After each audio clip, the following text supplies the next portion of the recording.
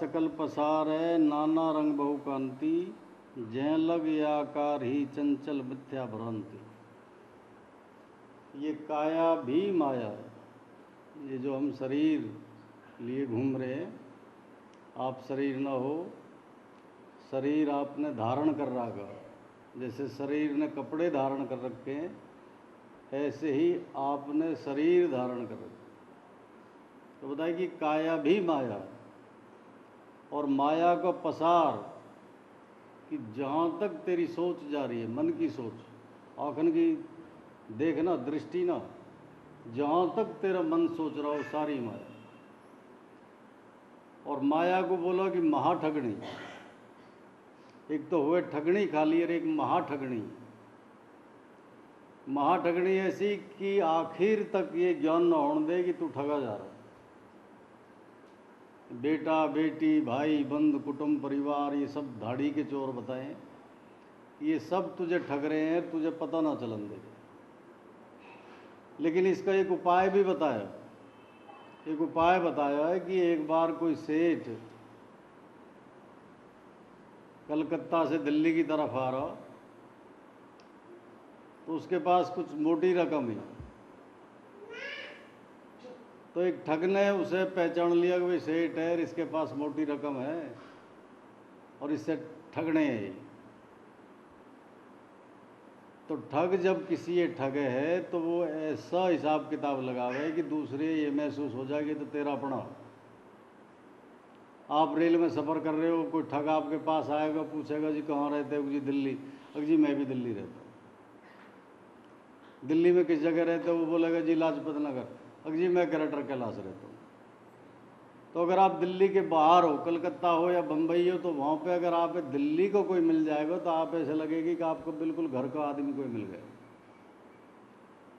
जैसे कि आप बाज़ार में जा रहे हो और बाज़ार में आपके गांव का या कॉलोनी का आदमी मिल जाए तो उसे आप अपना समझो। वो बिल्कुल अपने जैसा बता के आप है कि जी मैं भी दिल्ली रह रहा हूँ, आप लाजपत नगर में ग्रेटर कैलाश।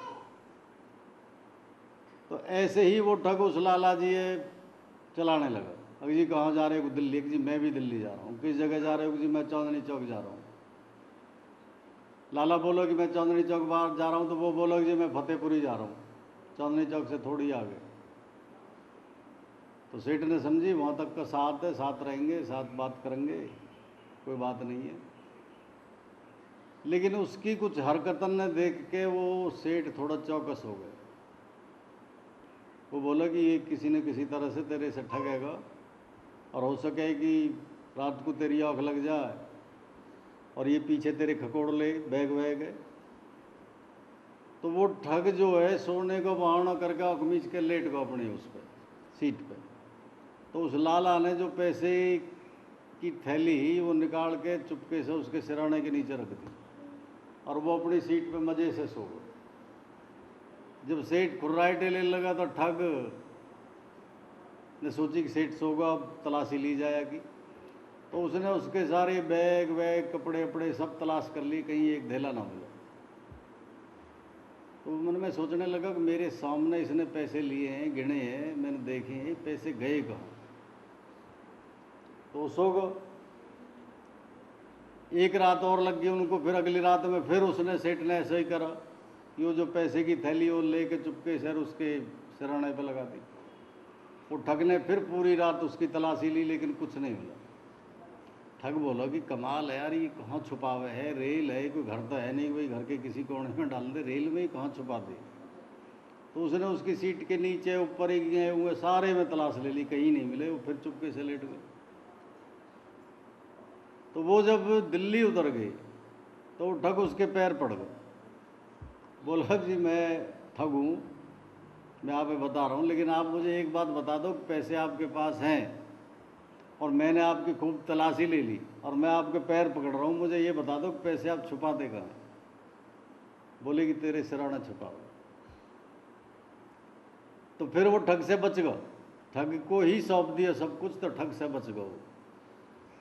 इसी तरह से माया ठगनी बताइए कि ये बेटा बेटी ये सब पूर्व जन्म के लेनदार है, लेकिन इनको मोह, इनका प्यार ऐसा बांध दे माँ बाप कि बेटी जब विदा करे है तो उसकी शादी के लिए कर्ज लेगा, उधार लेगा, जो उसने इकट्ठा कर रखा वो सारा लगा देगा, पूरी कोशिश करेगा कि जितना बढ़िया से बढ़िया हो जाए उतना कर दूँगा।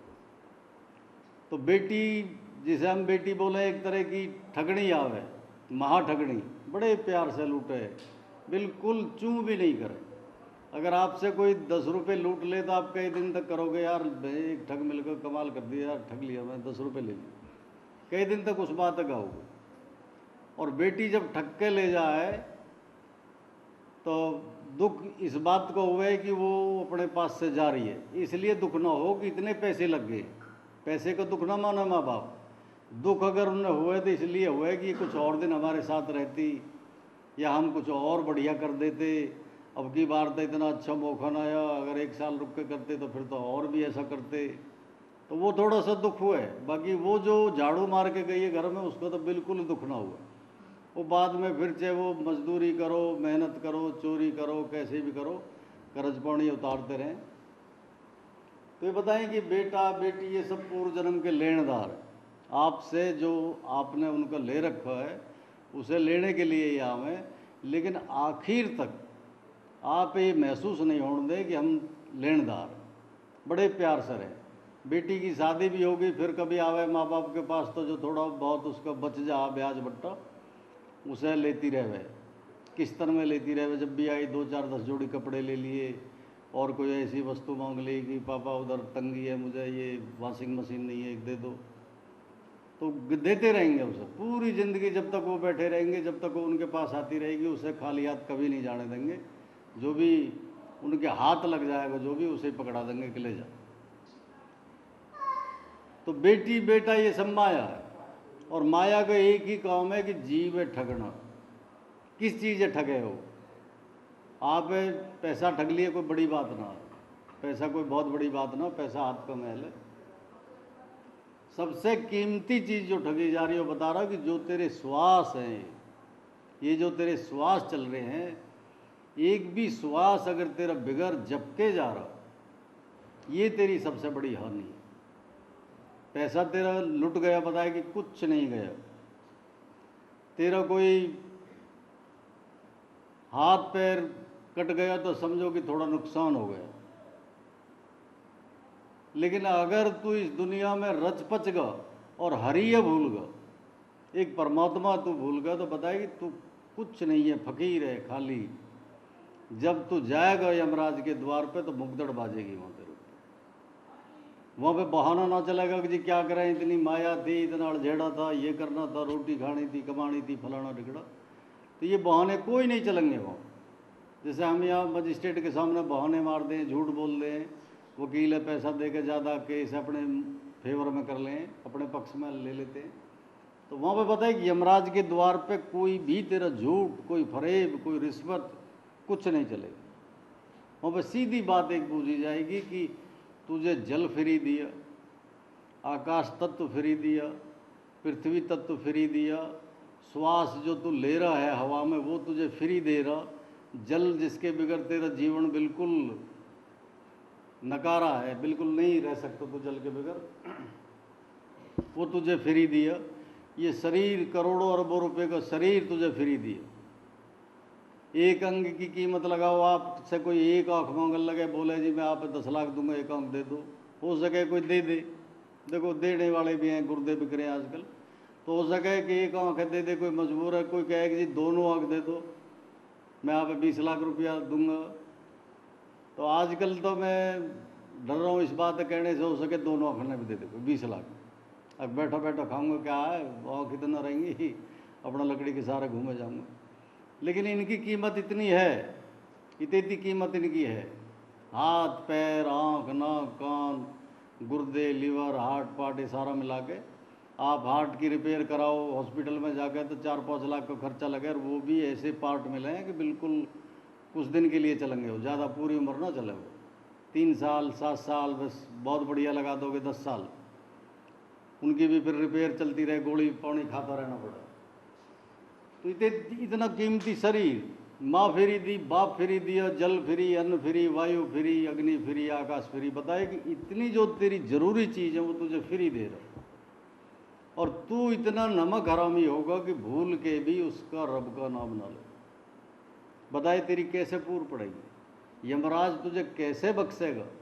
वो तेरे से तिल तिल का हिसाब मांगेगा, एक एक क्षण का हिसाब मांगेगा, और कोई बहाना ना चलेगा, तुझे नक्शा बना के दिखा देगा, सारी तस्वीर खींच के दिखा देगा, गवाह खड़े कर देगा कि बोल, समय ना है तेरे पास, तो वहाँ पर कोई बहाना ना चलेगा।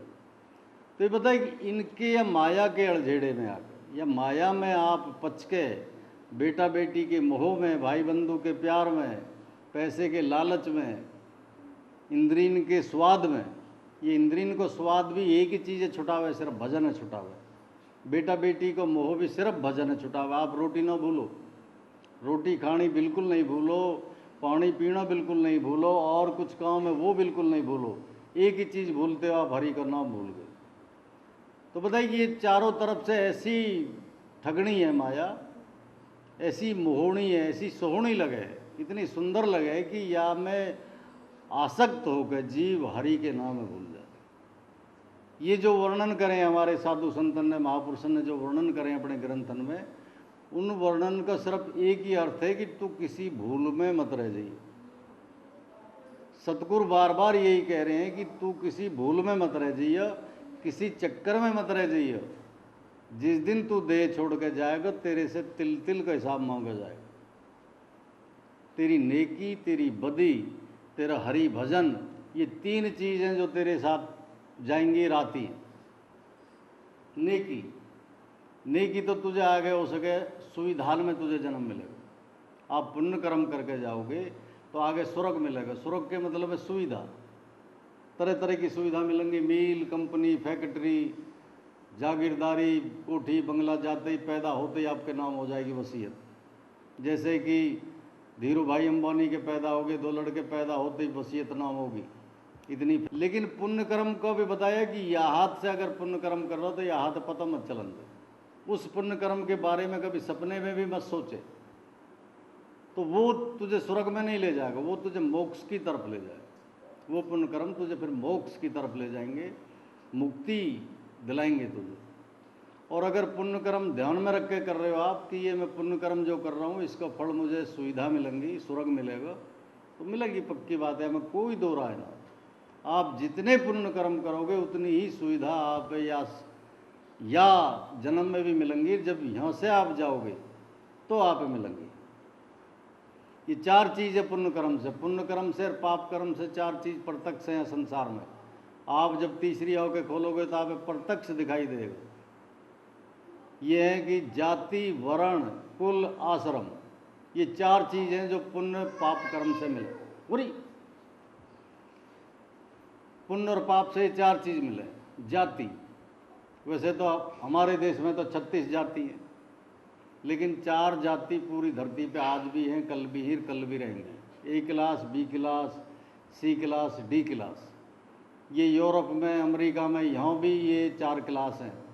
सरकार के खाते में भी 4 क्लास हैं, A class officer, B class officer, C class और D क्लास।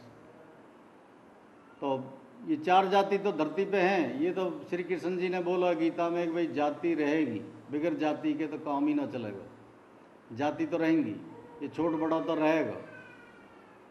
तो जाति, वर्ण, आप ऊंची जाति मिल रही है, ब्राह्मण कुल में जन्म ले रहे हो, बहुत ही बड़े संस्कारी कुल में जन्म ले रहे हो, बहुत ही पढ़े लिखे, बड़े शुद्ध, बड़े सात्विक घर में आप जन्म ले रहे हो।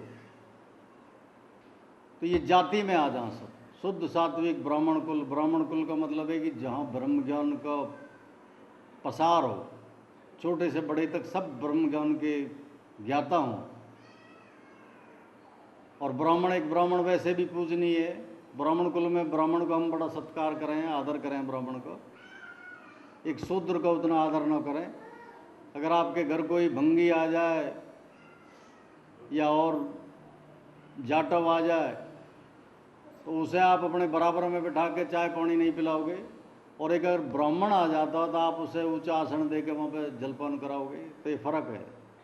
तो जाति वर्ण, वर्ण कहें कि एक वो है गौर वर्ण, श्याम वर्ण, ये हुए वर्ण। एक देखें आपने साउथ में कि बिल्कुल काले, इतनी सुंदरता ना, उससे भी ज़्यादा और देखो तो आप साउथ अफ्रीका में देखो, बिल्कुल तय उल्टा करो ऐसे। और एक यूरोप में देखो, इंग्लैंड, जर्मन, फ्रांस, इनमें देखो गोरे चिट्टे।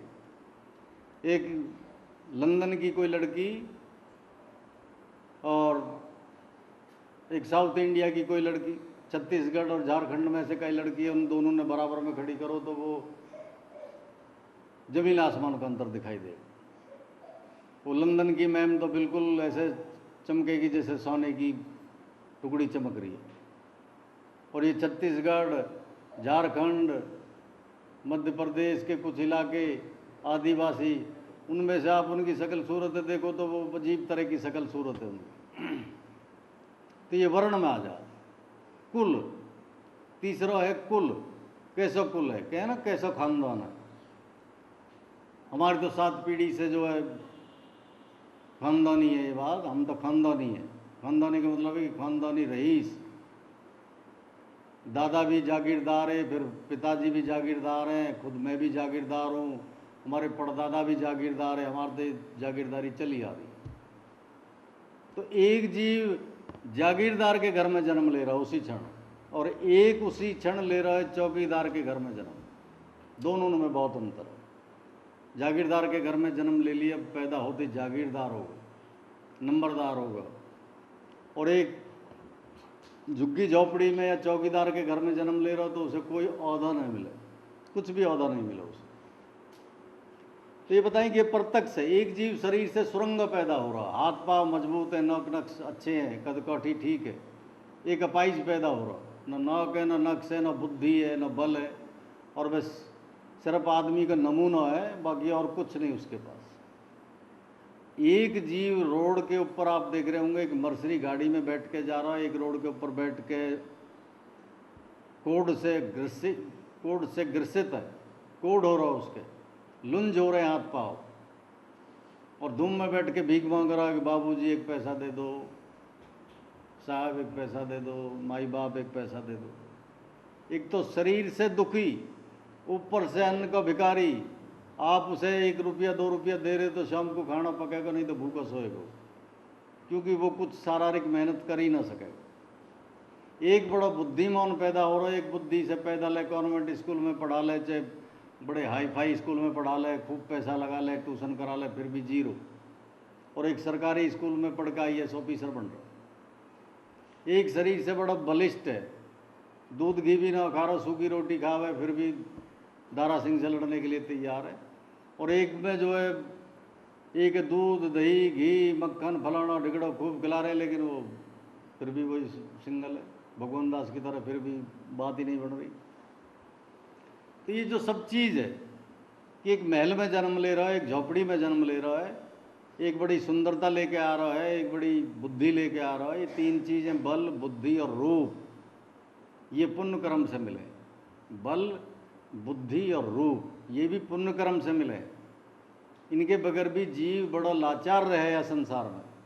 शरीर को बल नहीं है तब भी लाचार रहे, कोई हुड़ुत कर जाए, कोई धमका जाए। और अगर रूप ना हो, बड़ा कुरूप है, तब भी हीन भावना हो, कहीं शादी ब्याह में जावे, दूसरे इनकी सुंदरता देख के अपने आप लाचार कर ले। और बुद्धि का तो प्रत्यक्ष है। बुद्धि की तो बात ऐसी है कि जिसे बुद्धि ना है वो मुखराम में उसे कोई बेवकूफ़ बना दे, कोई कुछ भी कैसे भी कह दो उसे उसे ही मान ले, वो बहका दो, कोई भी जरा सी बात बोलो बहक जा। तो ये 3 चीज़ भी पुण्य कर्म से हैं, बल, बुद्धि और रूप। तो ये बताएं कि ये सब के सब पुण्य कर्म और हरि का नाम। पुण्य कर्म जब सजेंगे आपके कि जब उसके साथ आप हरि का नाम ले रहे हो। अगर पुण्य कर्म कर रहे हो, हरि का नाम ना ले रहे हो, तो वो पुण्य कर्म बड़े सीमित हो जाएंगे। जैसे ही पुण्य कर्म खत्म होंगे फिर आप नरक में आ जाओगे। आपने देखा होगा कि कई जो बड़े भरे पूरे घर में पैदा हुए हैं और उनके सामने सारी पूंजी खत्म हो जाए, जमीन जायदाद घर बार सब बिक जाए, एक फूटी कौड़ी ना रहे, मोहताज हो जाए एक एक पैसे के लिए, तो वो पुण्य कर्म उन्होंने किए, लेकिन वो सीमित रह गए। और अगर पुण्य कर्म के साथ आप हरि नाम ले रहे हो, हरि भजन कर रहे हो, तो वो पुण्य कर्म आपके बढ़ जाएं। और बगैर नाम के जो पुण्य कर्म कर रहे हैं उनका एक कर्म एक में ही गिना जाएगा, तो वो जल्दी खत्म हो जाए। और जल्दी खत्म होते ही फिर वो नरक में जावे, फिर नरक में जाएगा, ऐसे उनका आना जाना चलता रहे। तो हमारे जो महापुरुष हैं, सतगुरु हैं, सतगुरु ने यही बोला कि तू इस अड़झेड़े में भी मत पड़े, पुण्य कर्म इसलिए मत करे कि तू स्वर्ग में जावे। पुण्य कर्म के साथ साथ तू, पुण्य कर्म से क्या है कि तेरी आत्मा में शुद्धि रहेगी। ये पक्की बात, आप पुण्य कर्म करोगे तो आप एक अजीब तरह का संतोष महसूस होएगा, बड़ी अच्छा सुकून महसूस होएगा। और आप कोई पाप कर्म करके देख लो, आप बेचैनी रहेगी, एक डर रहेगा, एक भैंसा रहेगा, एक शर्मिंदगी सी आप अंदर रहेगी, कोई देख न ले, किसी ये पता न चल जाए, किसी ने देख लिया तो क्या कहेगा। तो ये दोनों में अंतर है, आप करके देखो, आप तजुर्बा हो जाएगा। पुण्य कर्म आप बहुत अच्छा सुकून देगा। आप किसी को बुरा करो, उसमें आप कुछ देर को हो सके कि जब बुरा कर रहे हो कुछ देर को आपके मन में तसल्ली हो जाए, लेकिन बाद में आप खुद उसके प्रति एक तरह की घृणा होगी कि गलत कर दिया जाए। तो पुण्य कर्म इसलिए ना करे कि मैं स्वर्ग में जाऊं, पुण्य कर्म इसलिए करे कि मेरी आत्मा शुद्ध रहे। और ये तो प्रार्थना में बोला गया कि दया कर दान भक्ति का हमें परमात्मा देना। दया करना हमारी आत्मा में शुद्धता देना। आत्मा की शुद्धता तब होगी कि जब आपका मन पुण्य कर्म के लिए उत्साहित रहेगा, उससे आपकी आत्मा शुद्ध होगी। और जितनी आत्मा आपकी शुद्ध होगी उतना ही अच्छा भजन आपका होगा। आप अगर शाम को या सुबह बैठ रहे हो भजन करने के लिए, सुबह की तो चलो ऐसी बात है कि रात को आप लेट के चुप, तो रात में तो क्या हिसाब किताब देखोगे, लेकिन शाम को संध्या के लिए अगर आप बैठे हो तो आप पूरे दिन की तरफ नज़र घुमा लो, सुबह से शाम तक के उसमें नज़र घुमाओ, और उसमें आप ये देखो कि कोई पाप या पुण्य है तेरे खाते में। अगर तेरे खाते में उस दिन कोई पाप आ रहा हो तो आपका भजन निरस्त हो जाएगा, निर्फल जाएगा, आपके भजन स्वीकार न करेगा। और अगर कोई पुण्य कर्म हुआ है, पहले तो आप पाप कर्म करके भजन ही ना कर पाओगे, और अगर भजन कर पाओगे तो ऐसा भजन कर पाओगे डर कि या पाप कर्म है मेरे छुपा दे, मेरे पाप कर्म की किसी पता ना चल जाए, हे भगवान तेरा प्रसाद चढ़ाऊंगा, तेरे ये करूँगा, तेरा वो करूँगा। तो ऐसे प्रसादन को भूखो ना है परमेश्वर। आप रुपया 2 रुपया की बात करो, करोड़ 10 करोड़ की बात करो, फिर भी हमारा कर्म मिटेगा ना। ये मैं आप पक्की बात बता रहा हूँ कि जो भी कर्म हम कर लेंगे वो मिटेगा ना। हाँ, इतना ज़रूर है कि हरि के नाम से उसका जो प्रभाव है वो कम पड़ जाएगा। लेकिन कोई कहे कि मैं बिल्कुल ख़त्म कर दूंगा, तो ये वहम है। कर्म कभी ख़त्म नहीं होगा। कर्म करता का पीछा करे, 1000 जन्म तक पीछा करता रहेगा। जिस दिन हाथ आ जाएगा उस दिन सामने आके खड़ा हो जाएगा। तो पुण्य कर्म और पाप कर्म करने से पहले भी 3 बार विचार कर ले कि मैं जो कर रहा हूँ इसका फल मुझे ज़रूर मिलना है। हम आप कुछ भी कर्म कर रहे हैं संसार में, कुछ भी कर रहे हैं, नौकरी कर रहे हैं, दुकान कर रहे हैं, खेती कर रहे हैं, व्यापार कर रहे हैं, तो उसका फल हमें मिले। व्यापार कर रहे हैं, घाटा आ गया, वो घाटा आ गया तो हमारी समझ बूझ से आ गया या मेहनत में कुछ कसर रहेगी इसलिए आ गया। परमात्मा किसी घाटा ना देवे, और देवे भी है तो वो इसलिए देवे है कि वो उसमें कहीं ना कहीं से आपने कोई गड़बड़ करी है और उसके द्वारा वो गड़बड़ आपकी सीधी कर दी। आपने कोई उल्टा सुल्टा काम किया और वो पैसा आपका कहीं दूसरी जगह लगवा कर उसमें आप गड़बड़ करा दे। तो परमात्मा कभी किसी घाटा नफा ना देवे। ये कोई बाबा या कोई भगत या कोई देवता या कोई देवी की आप मुनाफा दे दे, आप हानि ना होने दे, ये वहम है। ये मुनाफा और नफ़ा ये दोनों हमारे कर्मों के अनुसार हमें मिले, हमारे कर्मन से मिले, हमारी सूझबूझ से मिले। सूझबूझ में अगर आपकी में कमी है, देखो ये व्यापार करना, पैसा लगाना, ये तो बहुत बड़ी बात है। अगर आप गाड़ी चलानी ना आ रही, गाड़ी का स्टीयरिंग कभी आपने पकड़ा ही नहीं है, सीखा ही नहीं है, और आप गाड़ी चलाने के लिए बैठ जाओ तो खतरा है पूरा। वो भी जाए और उसके सामने कोई आगा तो वो भी जाओ, दोनों ने ले बैठे को। तो बताए कि सूझबूझ भी जरूरी है। या मैं भगवान ने दोष देना है किसी देवी देवता या गुरु है या बाबा है कि हमारा तो आपके यहाँ रेर गड़बड़ हो रही है, तो वहाँ में गड़बड़ ना हो रही है, वहाँ में कमी यही है कि कहीं कुछ गड़बड़ आपके द्वारा हुई है, आपने सूझबूझ से काम ना किया, मेहनत ना करी, कहीं लापरवाही कर दी, कहीं ध्यान ना दिया आपने, इसलिए ये हुआ है। परमात्मा या परमेश्वर कभी घाटा ना देगा आप। तो कोई भी काम करे सीख के करे, उसका तजुर्बा करके तब करे और मेहनत करे, वाकई बाद में फल कैसा मिल रहा है इसकी भी कभी चिंता ना करे। बताए कि अगर उसमें वो घाटा आ रहा है तो ये समझ ले कि परमेश्वर कोई उधार है तेरे ऊपर, उसे ले रहा है, सस्ते में छूट रहा, दे दे, घाटे सहन कर ले, ज़्यादा उसमें ही हाँ रोना रा धीना कुछ मत करे, मत बार बार याद करे। तो ये कर्म जो है प्रधान है इस संसार में, कर्म प्रधान विश्व रचि राखा, जो जस कीन सो ही फल चाका। और कर्म में गड़बड़ जो हुए है, हम कर्म जो उल्टे करें या सीधे करें, इनमें सबसे बड़ा जो योगदान है वो माया का, माया का योगदान। हम पाप कर्म कर रहे हैं तो वो अगर आप कभी अपनी बेटी से ये पूछो जाके कि बेटी मैं तेरी शादी कहाँ करूं, बहुत बड़े रईस खानदान में करूं या गरीब में करूं, तो बेटी कुछ ना बोलेगी, बोलेगी बाबा जैसे आप ठीक लगे वैसे कर दो। बेटी कभी भी ना मांग करे बाप से कि मेरी शादी तू बहुत बड़े जागीरदार के करी, और बेटा भी कभी हेलीकॉप्टर ना मांगे बाप से कि मुझे तो हेलीकॉप्टर खरीद के दे दे। लेकिन फिर भी दारा सुता सुत प्रीत बढ़ा के भूल रहे जड़ता बस मूरख, कि दारा नारी, सुता बेटी, सुत बेटा, कि इन तीन चारण के चक्कर में आके, इन ठगन के चक्कर में आके वो तो फिर भी रियात कर रहे हैं, तेरे ऊपर कोई डिमांड ना कर रहे। बेटी डिमांड कर देगी, कितना कर देगी, कि आइसक्रीम की कर देगी, छोटी है तो, बड़ी है तो क्या एक जोड़ी कपड़ा के लिए कर देगी, और कोई छोटी मोटी डिमांड कर देगी। ऐसी कोई डिमांड ना करे कभी भी बेटा बेटी कि जो जिसमें बाप असमर्थ हो, ऐसी डिमांड ना करो। उन्हें ये ज्ञान हो कि मैं ऐसा मांगूंगी तो ये कल को छोटी मोटी चीज़ भी ना देंगे। वो ठग हैं, इसलिए बड़ी चालाकी से उतना ही लेवें उससे जितना लेना चाहिए, वो फालतू ना लेवें। वो समझें कि भाई ज़्यादा कर दिया तो ये कहीं ऐसा ना हो कि घर ही छोड़ के भग जाए या कुछ और कर दे, तुझे धमका दे, फिर देना ही बंद कर दे। तो इन तीन के अड़ज के, तीनों में अड़ज के, दारा सुता सुत में अड़ज के, इनके मोह में आके पाप कर्म जीव करे, इनके मोह में आके करे। और सबसे बड़ा पाप जिसे आप कभी पाप ही ना समझ रहे हो वो है कि अगर आप रोटी खा रहे हो और हरि का नाम ना ले रहे हो, उससे पहले ये बहुत बड़ा पाप है। आप अन्न नहीं खा रहे, पाप खा रहे हो। अगर आप जल पी रहे हो और हरि का नाम ना ले रहे हो तो आप जल नहीं पी रहे, जहर पी रहे हो, वो विष है आपके लिए। वो जल आप लाभ ना देगा, आपके शरीर में वो ज़्यादा शांति ना देगा।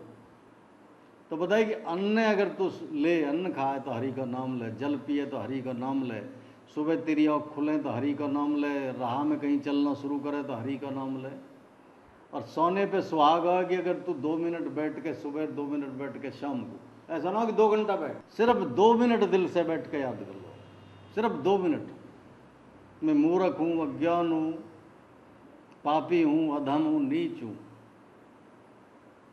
हे विधाता, हे विश्व रचेता, हे ब्रह्मांड के नायक, हे मेरे मालिक, हे अकाल पुरुष, हे बड्डे, हे राजान के राजा, मेरे ऊपर तू दया कर। 2 मिनट बैठ के जो भी आपके दिल में प्रार्थना जो जैसी भी बने, हम आप सब उसके द्वार के भिखारी हैं, हम आप सब उसके धन हैं, उसके ही पैदा किए हुए हैं हम सब, उसी की संतान है हम सब, उसी के आश्रय हैं हम। अन्न जल जो हमें मिले ये सब उसकी कृपा से मिले, हम जो श्वास ले रहे हैं उसकी कृपा से मिले, और नहीं तो एक भी श्वास नहीं आने देगा। जिसकी श्वास पे उसने ब्रेक लगा दिया कि इसकी श्वास बंद, एक श्वास जो बाहर गई वो दोबारा अंदर नहीं जाएगी, वहीं रह जाएगी, पीछे को लेट जाएगा चुपके से। तो बताए कि जो अनंत कोटि ब्रह्मांडन का नायक है, अनंत कोटि ब्रह्मांड जिसके सहारा टिके हुए हैं, उस परमात्मा ध्यान में रख के अगर आप 2 मिनट सुबह 2 मिनट शाम को और अपने आप पे गाड़ी दो, अपने आप पे छोटा करो, और ये बात है भी सही, या मैं कोई दो रहा है, कभी ये मत समझिए अपने आप पे बहुत अक्लमंद की मैं तो बहुत अक्लमंद हूँ, मैं मूर्ख कैसे हूँ, मैं तो कोई पाप न कर रहा, मैं पापी कैसे हूँ। हम पापी है, पता नहीं कितने पाप। मैं बता रहा हूँ सबसे बड़ा पाप तो ये है कि सुबह से शाम तक ज़ुबान बंद नहीं हुई, तो कुछ ना कुछ बोलता रहा करता रहा, लेकिन तेरे मुख से हरि नाम ना निकला। ये सबसे बड़ा पाप, ये सबसे बड़ा पाप। अगर तू उसके नाम के बगैर अन्न ग्रहण कर रहा, ये बहुत बड़ा पाप है। अगर तू जल ग्रहण कर रहा, ये बहुत बड़ा पाप है। अगर सूर्य की रोशनी इस धरती पे न हो, 1 सेकंड को भी रोशनी अगर रोक दे परमात्मा, तो एक भी जीव जिंदा ना रहेगा, ऑक्सीजन खत्म हो जाएगी, सब खत्म, पूरा ब्रह्मांड तहस नहस हो जाएगा। तो बताइए, उसकी रोशनी तू ले रहा, जिसमें तुझे श्वास मिल रही है, तेरा शरीर हिल रहा जुल रहा है, तो तू इतना नमक हरामी क्यों हो रहा है कि तेरा कोई 10 रुपये का काम चला दे, आप उसे 3 बार धन्यवाद बोलोगे।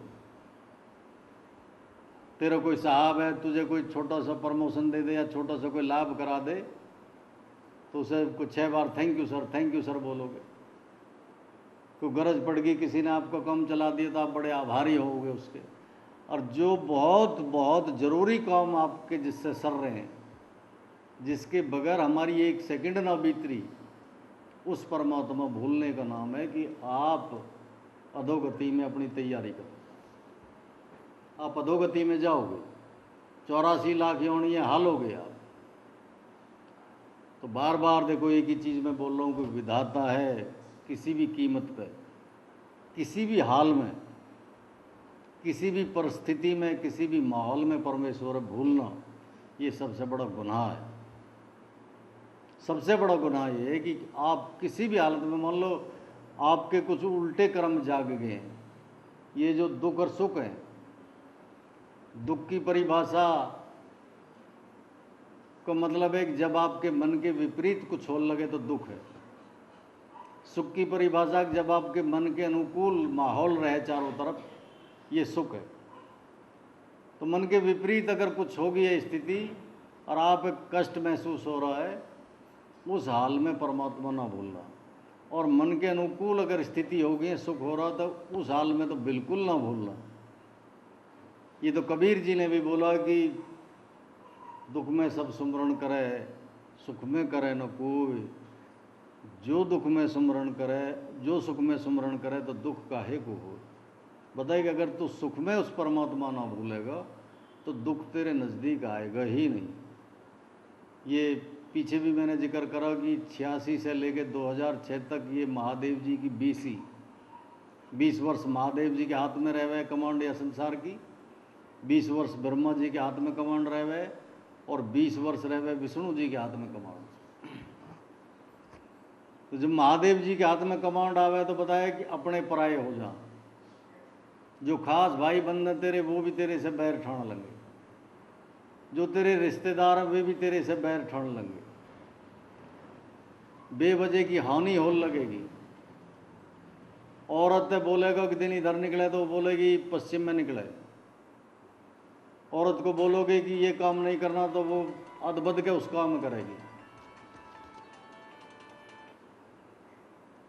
तो ये ब्रह्मा जी की बीसी में हुआ, महादेव जी की बीसी, कोई ना बच पावे, कर्म छटे जीव के। और उन कर्मन में ऐसा ना सब ही दुख मिले, ऐसा ना है। जो रोडपति हैं वो करोड़पति हो जा, और जो करोड़पति हैं वो रोडपति हो जा। किसान खेत में बो के आ रहा गेहूँ, तो जई खड़ी हो जाएगी। गाय दूध देना बंद कर देगी, अच्छी भली 2 दिन पहले बच्चा दिया है, ताज़ा ब्याई ओढ़ है, 1 हफ्ता में लात मार के लग खड़ी होगी।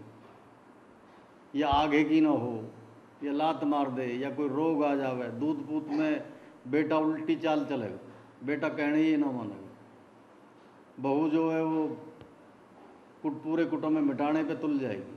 तो ये बताएं कि महादेव जी की बीसी बड़ी मारक है। और जब ऐसे घेर है वो, तो जब जीव ज़्यादा भगे, कोई मंदिर पे जा रहा है, कोई मस्जिद में जा रहा है, कोई बाबा के पास, कोई देवी के पास, कोई देवता के पास। तो ये बताए कि हर जीव की आयु में एक फेरा जरूर लगे, दो भी लग जा, नहीं तो एक तो जरूर आ जाएगा। विष्णु जी की बीसी इतनी अच्छी बताई है कि जो गाय दूध ना दे वो भी दूध देने लगेगी। जा खेत में 10 मन नाज हो रहा उसमें 12 मन नाज होने लगेगा। जिस पेड़ में कभी फल ना लग रहे उसमें फल लगने लगेगा। बारिश अधगत बारिश हो जाएगी। झूठे को किसान डालेगा खेत में तो सोच को खड़ा हो जाएगा, पजबे का बाजरा या ज्वार खड़ी हो जाएगी। तो ये करे वो, ऐसा करे वो न्याय छटे। पहले जैसे गांव में रहे, कई बार मैंने चर्चा करी है कि लाला हुए उनके से उधार आवे, नमक दे दे भाई, मीठा दे दे भाई, चावल दे दे, शक्कर दे दे, मिर्च दे दे, चलता रहेगा। तो छमाई पे जब बैसाख में अनाज उठाओ किसान का, तो बैठ के हिसाब करवाओ, अब भाई लाला जी साहब जो अब जी तेरे हो गए 160 रुपया। तो जो ठीक ठाक है वो सोचा कि भाई उसी दिन से खा रहा हूँ, 6 महीने से हो गए होंगे। भाई सेठ जी 2 मन चने, 2 मन तरा, 2 मन सरसों, 2 मन गेहूँ है, अब बता कितना रहेगा। अगर भाई तेरे निकले हैं 10 रुपये, अगर जी मेरे मुझे दे दो, या 10 रुपये कम रह गए जी, 150 का दे रहा हूँ, अनाज आया 110 रुपया, अगर जी ना आगे को लिख दो, आगे को ले लीजिए। और जो थोड़े वैसे हुए हैं तो वे 3 पाँच करें कि ये इतने कैसे हो गए। अगर जी ये लिख रहा है देख लो, अगर देख का लो, अगर जी ये देख लो फलाने दिन ये गया, उस दिन चावल गई है, बूरा गई है, अगर जी हमने बूरा ली ना कभी। फिर वो जो जाना है कि भाई ये आदमी बड़ी 3 पाँच करे तो उसके आगे लिख दे मावस, अगर मावस ही इस दिन, हाँ गई होगी पूरा फिर तो फिर मान जा। फिर भी वो कहें कि देनी आई बुनावनी घटा बतावे सूत, कि जब बुनावनी देनी आवे तो हमें सूत कम बताएगा कि जी हमें रेत लिकड़ गो, मट्टी लिकड़ गई, आपका रूवड़ कमज़ोर है, मैं कहाँ से इतना दूँ। तो ऐसे ही जब हम पे दुख आवे तो हम ये समझ ना पावे कि क्यों हो रहे हैं। जब हमें संकट कह रहे हैं तो ये समझ में ना आवे जीव की में कि ये हो क्यों रहा है, ऐसा क्यों हो रहा है। तो ये बताइए कि ये सब कर्म फल हैं तेरे, जो सीख जाएगा, जो गुरुमुख हो जाएगा, गुरु की बात पे अमल करेगा, तो वो दोबारा या फेरे में ना आएगा, दोबारा महादेव जी के डंडा के नीचे ना आएगा, यमराज के डांट के नीचे ना आएगा। वो खुद चौकन्ना हो जाएगा, सावधान हो जाएगा। और सावधानी सिर्फ एक बात की है कि कर्म करने से पहले 3 बार विचार करो कि यह कर्म का फल मीठा है कि कड़वा। अगर उसका कड़वा फल है फिर भी आप करे जा रहे हो, तो जब दुख आए तो फिर ही हाँ हूँ मरा जी, करो जी, कुछ करो जी। फिर वो बाबान के मगज खा लें, गुरुन के मगज खा लें जी, कैसे करें, क्या हो रहा जी, कैसे करें, समझ नहीं आ रहा जी। तो उनके पास कुछ ना, ये मैं बता रहा हूँ, वो आप सिर्फ रास्ता बता सकें, उपाय बता सकें। बाकी डॉक्टर के पास गए, डॉक्टर ने दवाई दे दी, आप खाओ ठीक होगे, खा ना रहे हो तो कैसे ठीक हो जाओगे। परहेज बता दिया, आपका एसिडिटी बन रही है, सीने में जलन है, डॉक्टर के पास गए, भाई तली चीज़ छोड़ दे, चटपटी चीज़ छोड़ दे, और ये ले गोली, ये गोली खा सुबह शाम खाने के बाद। तो आप गोली ले रहे हो, परहेज ना करो तब भी दिक्कत है। गोली तो लेनी शुरू कर दी लेकिन समोसे खाने बंद ना करे और पौनी के पता से खाने बंद ना करे, तो फिर भी एसिडिटी वैसी की वैसी रहे। दोनों चीज़ साथ के साथ चलेंगे, परहेज भी करो और दवाई भी लो तो रोग ठीक हो जाएगा, जल्दी से रोग ना आएगा। तो गुरु या सदगुरु या बाबा ये आप सिर्फ उपाय बता सकें कि यह बीमारी का ये उपाय है, बाकी करना ना करना वो आपके हाथ में। आप छूमंतर के चक्कर में मत रहना है संसार में कि छूमंतर मिल जाए, कहीं कोई ऐसा बाबा मिल जाए कि सर पे हाथ रख दे मेरा कल्याण हो जाए। वैसे है कल्याण है, पक्की बात, मैं मानूँ यह बात है कि साधु संत के आशीर्वाद है, परमेश्वर ना काटे, परमेश्वर आशीर्वाद ना देगा, साधु संत के आशीर्वाद है, परमेश्वर कभी ना काटे। लेकिन साधु संत ये भी ज्ञान है कि वह धींगड़ा के बीच में पंगा लेना भी ठीक ना, उसके काम में दखल अंदाजी करनी ठीक ना है। साधु संत भी आशीर्वाद जब देगा कि जब खूब विचार करेगा, सोचेगा कि अगर आशीर्वाद इसे जो ये हो रहा है कष्ट, ये किस वजह से हो रहा है। इसका कारण उन्हें कारण पता हुआ है, तो आशीर्वाद वो वैसे ही फर्जी दे दे, जा भाई ठीक है बच्चा, दिल से ना दे, निवेदन ना करे। आशीर्वाद में जब साधु संत आशीर्वाद देगा तो निवेदन करेगा परमात्मा से कि हे विधाता मेरे पुण्य कर्म इसे दे दे, इसके इस दुख हटा दे, वो देख के दे। मैं आशीर्वाद ऐसे ही ना कि प्रसाद है चवेणी गली भरी मुट्ठी ले दे जा भाई बच्चा हो जाएगा तेरा, ऐसा ना। वो भी देख लें कि ये जीवात्मा शुद्ध है, और हो सके कोई अगली पिछली लचेड़ी से तंग कर रही है तो उसे वो काट दें। लेकिन बिल्कुल सबे काटने के चक्कर में आप घूमो तो कहीं ना है, वो आपकी मुट्ठी में दुख, एक मुट्ठी में दुख बंद है आपकी में, एक में सुख बंद है। पुण्य कर्म सुख के दाता है, पाप कर्म दुख के दाता। तो ये माया के चक्कर में हम कर्मन में दोष कर लें पैदा। तो ये बताया कि माया की ठगाई में मत आइए, तो माया है, माया सौंप दे, या माया सारी है उसे सौंप के और अपने भजन में लगा रहे। बेटा जब जवान हो जाए चाबी पकड़ा दे, ये ले बहुआ चाबी पकड़ा दे, ये चाबी, अपना खाओ कमाओ। तो आज इतना ही, और अगले सत्संग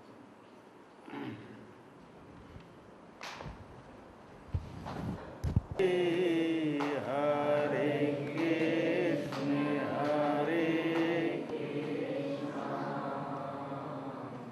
कृष्ण कृष्ण हरे हरे, हरे कृष्ण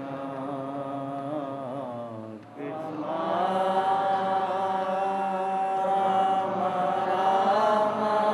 हरे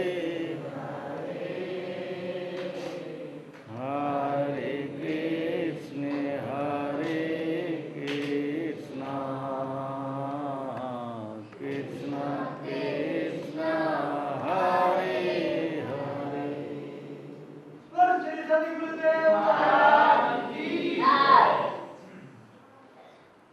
चोरी करे उसको तो कुछ नहीं हो रहा, वो तो और 2 नंबर का काम करे कुछ नहीं हो रहा, तो फलता जा रहा है। तो ये भरम है। ये बताइए कि एक कहावत है देसी भाषा में कि पाप का घड़ा जब भर जाए तो उसमें एक बूंद भी ना समा। जब तक उसमें जगह रहे जब तक तो चलती रहे बात, लेकिन जिस दिन उसमें जगह ना रहे तो एक बूंद भी उसमें ना समाएगी, वो भी उजल जाएगी। तो ऐसे ही कोई लाला है गुरुमुख दुकान कराया, गुरु ने उसे आदेश कर दिया कि भाई ना तो कम तोलना, न मिलावटी चीज़ बेचनी, न ही डोडे भाव पे बेचनी, कैंडा का मुनाफा लेना है, बिल्कुल असली चीज़ बेचनी है। असली है तो असली बता, नकली है तो नकली बता, पूरा तोलना, और तुझे भगवान की कृपा से कभी कोई दुख ना होगा, बड़े से आराम से तेरी जिंदगी और अपना भजन कर। तो वो लग गया, बिल्कुल पूरा तोले, और मुनाफा भी कैंडा का खावे, जितना खाना चाहिए सिर्फ उतना खावे, ऐसा ना कि 1 के 2 कर दे, और चीज़ भी असली देवे। चलता रहा ऐसे ही चलता रहा, दाल रोटी बड़ी बढ़िया, बच्चे बच्चे सब सुखी, कोई रोग नहीं, कोई बीमारी नहीं, कोई कलह नहीं, कोई कलेश नहीं, बड़े आराम से चैन से जिंदगी बीत रही। तो उसके सामने एक दूधिया ने, यादव अहीर ने दुकान खोल ली दूध की। वो दूध भी बेचे, पनीर भी बेचे, घी भी बेचे, मक्खन भी बेचे, क्रीम भी बेचे, लेकिन जो भी चीज़ है सब में मिलावट करे। दूध में भी पानी मिलावट, मक्खन में भी कुछ मिला, सब में मिलावट करे, और 1 के 2 कर ले। शाम को पैसे इनकी जोड़ बांध के ले जाओ। कुछ ही दिन में उसने उसके सामने 2 दुकानें और खरीद दी और बढ़िया दुकान बना दी, लाला जी की वही छोटी सी दुकान। तो लाला जी सोच रहा कि 1 साल होगी इसे देखते देखते, दूध में भी पानी मिलावे, क्रीम में भी मिलावट करे, घी में भी मिलावट करे, सब चीज़ में मिलावट करे, और कुछ नहीं हो रहा, फरबेदारी हो रही है। सब बच्चे बच्चे ठीक, किसी कोई बुखार नहीं, कभी सर दर्द नहीं, कोई कलह नहीं, कलेश नहीं, सब हंसी खुशी रह रहे हैं। तो तू क्यों बेकार के चक्कर में फंस रहा कि भाई पूरा तोलना है, असली चीज़ बेचनी है, मुनाफा भी कैंडा का खाना। तो गुरु के पास वो पहुँच गए, तो ये गुरु जी जो सर पे हाथ रखा उसे हटा दो। हाँ, मेरे बस की नहीं है आपकी दिशा निर्देश मानने। बोलो हाथ बात में तो कुछ ना है, हाथ तो हटा सही है पर बात बता। वो बात कुछ ना है जी, बस हटा दो हाथ। मैं तो क्या और किसी गुरु बनाऊंगा मैं, आपसे मेरी बात कुछ बढ़ ना रही। बोलो बना ले। मैंने कहा तुझे मना करिए, गुरु बना ले। अगर नहीं आप मुझे मुक्त कर दो कि मुक्त है, पर तू कारण बता दे मुझे तो मैं तुझे मुक्त कर दूंगा, नहीं तो मैं तुझे श्राप दे दूंगा। ऐसा बताया कि गुरु का छोड़ना, औरत को आदमी है छोड़ना। अगर कोई औरत बिगर कारण के अपने आदमी छोड़ रही है या उसे दगा दे रही है, वो बहुत जघन्य अपराध है। उससे भी 1000 गुना बड़ा अपराध बताया कि गुरु बिगर कारण के, बिगर वजह के कोई गुरु छोड़ रहा है, तो वो बताए कि उस पाप से ये 1000 गुना ज़्यादा बड़ा पाप। गुरु कभी भी बिगर कारण के ना छोड़े। हाल तो कारण भी हो जब भी ना छोड़े, लेकिन कोई कारण ऐसा देख ले कि जिससे गुरु के ऊपर विश्वास ना हो रहा है, तो बेशक छोड़ो, तो कोई इतना ज़्यादा पाप ना लगे। पाप तो खैर लगेगा फिर भी। तो बोलो भाई तुम मुझे कारण बता, क्यों छोड़ रहा हो तू? सत्संग में आएगा, तू सत्संग में आए बहुत दिन हो गए सुने कर, है ना जी, बस बात बढ़ना हो रही है, मैं आपके पास मेरी नंबर वन की तो ऐसे करियो, कल सुबह आ जाइए। कल सुबह मैं अपने हाथ हटा लूँगा, थोड़े मंत्र वंत्र बोलने, उसे बेकार हो मंत्र वंत्र बोल के मैं अपने हाथ हटा लूँगा, फिर मेरे से तू कहीं जाइए। वन की जी ठीक। तो गुरु के शिष्य और 2-4, मैंने शाम को एक 4 हाथ लंबा 4 हाथ चौड़ा 8 हाथ गहरा गड्ढा खुदवा लिया। वो सुबह गया तो 2-4 शिष्य और बैठे गुरु के पास, बोला मैं लाला जी गड्ढे में उतार दो। तो लाला जी ने समझी कि गुरु जी बुरा मान गए, अरे गड्ढे में दाबेंगे तो मान गई मैं तो मजाक कर रहा हूँ, कल वैसे ठीक ठाक है। जो गुरु ही आप ही गुरु, आपसे बढ़िया कोई गुरु ना मान की, तो डरे मत ना, मैं तुझे मारूंगा ना, मुँह का फांसी खानी है, तुझे क्यों मारूंगा मैं, मेरा तेरा कोई बैर थोड़ा, बाकी तू इसमें उतर। ना जी मैं सही बोल रहा हूँ, सच बोल रहा हूँ गुरु जी, आप बुरा मत मानो, मैं तो कल वैसे ही मूड से खराब हो गया इसलिए बोल दिया, या नहीं उतरूँगा मैं। मान के पकड़ के उतारो। 4 पहुँचे, वो अकेला पकड़ के लाला जी गड्ढे में बोलो कि हमें पानी भरो। वो दे बाल्टी पानी भर दिया उसके यहाँ तक, नाभि तक पानी आ गया। बोलो कोई दिक्कत तो नहीं हो रही तुझे? तो गर्मी का समय, बोलो जी दिक्कत कुछ नहीं है, थोड़ी छीट ना आवे मुँह पे, छीट आ रही है, इन्हें थोड़ा बचा के डालो। उन्होंने कहा अच्छा भाई थोड़े किनारे से डालो, तो उन्होंने किनारे से लेकर डाल दिया, डालते रहे यहाँ तक पानी आ गया। बोलो कोई समस्या? कि समस्या कुछ ना हो जी, समस्या होने में अब देर भी कुछ ना हो, बाकी ठीक है, ठंडक है, गर्मी पसीना वसीना कुछ ना, पानी पे और डालो।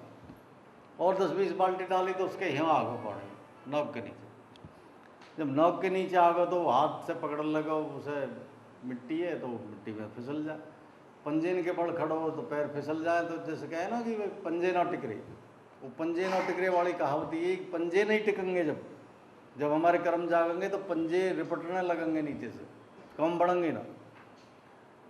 तो बोले कि भाई अब बता। जब बताने की बात ना, इतनी सी गुंजाइश है, एक गड्ढे में पानी गिर दो, मेरा काम हो पड़ा। मैं तो समझ रहा हूँ पहले ही, मैं नोट रहा तम तक जी, मैं तो मजाक कर रहा हूँ गुरु जी, मैं अब भी धर्म से कह रहा हूँ, मैं मजाक कर रहा हूँ, ऐसी कोई बात ना, वो निकाल लो। माने कि निकाल लो भाई, 1 बाल्टी पानी और डालो। तो 1 बाल्टी जब पानी और डालो तो उसकी नाक का टच हो जा, कभी वो ऊपर को कर ले, कभी टच हो जा, परेशान हो गया, कह रहा जी मुझे निकालो, मैं आज के बाद कभी आपसे नहीं बोलूँगा कि आप मेरे गुरु ना हो। मन किया आ जा भाई निकाल लिया बात। बोला कि जब तक जल तेरी नाभि तक, घुटने तक कोई दिक्कत तो ना हुई तुझे जी ना, जब गड़ा हो जब भी कोई दिक्कत, जब भी दिक्कत कुछ ना हुई। और जब तेरे यहाँ आ गया तो तुझे दिक्कत हुई? कह रहा हाँ दिक्कत हो गई जी, बस मरने में इतनी सी रड़क रह रही जौबर, 1 बाल्टी पानी गिरते तो फिर मरने की बात आ गई। बोला तो ऐसे ही कर्मन को, कर्म भी जब जुड़ते जिस दिन जुड़ जाएंगे, उस दिन तो आप झूठे को करोगे, वो भी सोचा माना जाए। अजबे की माया खड़ी हो जाएगी आपके आगे पीछे, अजबे का तूफान खड़े होने लगेंगे, अजबे के दोष लगने लगेंगे, अजबे की घटना घटने लगेंगी, बेवजह के नुकसान होने लगेंगे। तो समय लगे, तो ये कभी भी दूसरे देखे ना कि जी ये तो ऐसा काम कर रहा, हम भी कर लेंगे तो क्या हो जाएगा, इसको कुछ ना हो रहा, ये तो जो है अफीम बेचे, गांजा बेचे, सल्फा बेचे, माला माल है, ऐसा ना हो, देर सवेर है तो इन भ्रम में कभी ना पड़े। बाकी